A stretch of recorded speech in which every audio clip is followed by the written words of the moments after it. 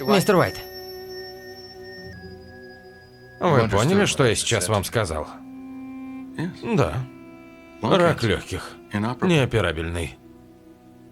В лучшем случае, с химиотерапией я проживу, может, еще пару лет. Просто у вас горчица на... Вон там.